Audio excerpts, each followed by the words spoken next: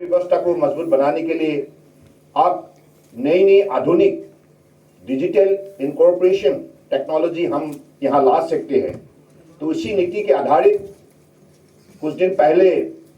National logistic policy भी परम आदरणीय प्रधानमंत्री ने लॉन्च की है, जिसके जरिए आज हमारे बिजनेस जगत की जो हस्ती है, जो स्टेक होल्डर है, उनके लिए एक बड़े सही दिशा मिल चुका है, जिसके वजह से सबका ही मानना है कि अगर इस लॉजिस्टिक पॉलिसी को हम सही अपनाएं, सही लागू करें, तो निश्चित रूप से हमारे ट्रांसपोर्टेशन कॉस्ट दुनिया के अलग अलग देशों का साथ कम्पीट करने के लिए हम इसको कॉम्पिटिटिव एक बड़े शक्ति के हिसाब से उसको खड़ा कर सकते हैं। और लॉजिस्टिक कॉस्ट हमारा लक्ष्य है कि 14% से 8% तक घटाने का। अगर यही हम लोगों ने बना पाया तो निश्चित रूप से भारत का हर एक्सपोर्टर हमारे दुनिया के बाजार कब्जा करने में सफलता प्राप्त करेंगे। तो मुझे लगता है कि इसी दिशा को हासिल करने के लिए हमारी मंत्रालय की तरफ से भी नेशनल लॉजिस्टिक पोर्टल मेराइन आज लॉन्च किया गया है। उसका मूल उद्देश्य क्या है, इसके बारे में हमारे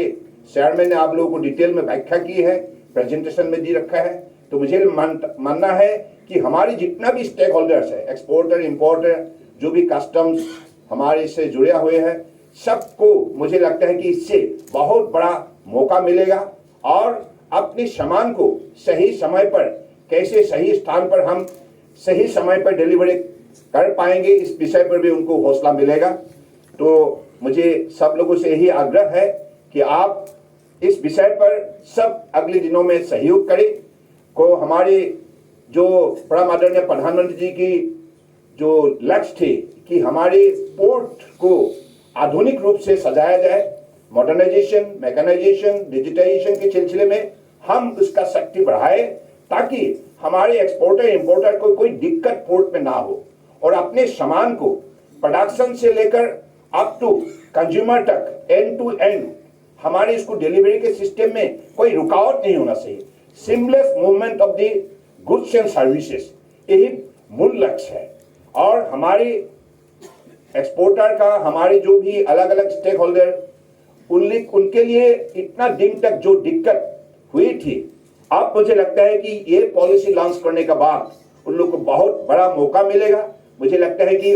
देश को जैसे माननीय प्रधानमंत्री जी ने दुनिया के एक बड़े शक्तिशाली राष्ट्र के हिसाब से खड़ा करने का जो सपना उन्होंने रचना की है, उसको साकार करने में आज देश की जनता जुड़ चुका है। चाहे एमएसएमई सेक्टर हो, चाहे इंडस्ट्री हो, agriculture, all sectors concern with export and import, everyone with the integrated effort, whether Ministry, Trade and Commerce and Industry, all the customs, Ministry of Finance, roadways, highways, airways, and like shippings and every sectors all got integrated under the direction of Honorable Prime Minister, so that everyone could contribute to the accessibility of this kind of service to the nation, and हमारी जनता को भी अपने उपार्जन के सिलसिले में उनको भी शक्ति मिले, हमारे किसानों का उपार्जन भी दोगुना हो जाए। तो इस लक्ष्य को हासिल करने के लिए और हर इंडस्ट्री को भी अपने उत्पादित सामग्री को अलग अलग दिशा पर भेजने का और ग्लोबल मार्केट में जो प्राइस, कॉम्पिटिटिव प्राइस में उनको भी टिकने का, मुझे लगता है कि इसके जरिए बहुत बड़ा एक रास्ता मिलेगा। तो मैं निश्चित रूप से यही मानना है कि अगले दिनों में आप सब इस विषय पर हमें सहयोग करें। निश्चित रूप से ये प्लेटफॉर्म जो डेवलप किया गया है, यूलिप से तो पहले नेशनल लॉजिस्टिक पॉलिसी के द्वारा जो प्लेटफॉर्म खड़ा की गए है, और उसका हिस्सा बनने के बनने के कारण हम भी अपने की तरफ से हम कैसे और भी उसको एनहांस करें, कैपेसिटी बिल्डिंग करें। मुझे लगता है कि ये भी एक उसका लक्ष्य पूरा करने का बड़े महत्वपूर्ण कदम है, बड़ी हिस्टोरिक इनिशिएटिव है। All this is happening only because of Honorable Prime Minister's vision and his inspirational kind of leadership. With these few words, I want to conclude, and I could assure you from the Ministry of Port Shipping and Waterways, whatever best possible support can be extended to our stakeholder, that will be done with the letter and spirit. because this ministry is committed